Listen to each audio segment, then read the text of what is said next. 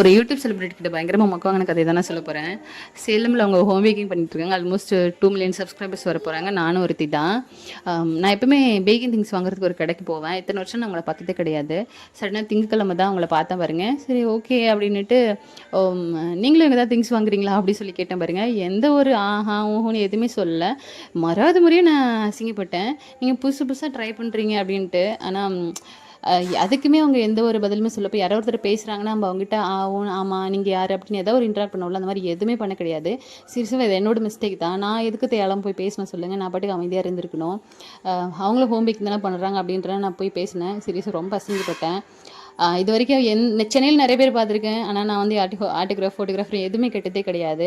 நான் போய் பேசுனது என்னோட தப்பு தான். சோஷியல் மீடியாவில் இருக்கவங்க நேர்லேயும் அப்படி தான் இருப்பாங்க. நம்ம நினச்சி போய் பேசுகிறோம் பாருங்க. உண்மையாக நம்மளோட ஒரு பெரிய தப்பு தான். இதுக்கப்புறம் இந்த தப்பு பண்ணவே மாட்டேன் நான் சீரியஸாக. நீங்களும் பண்ணாதீங்க.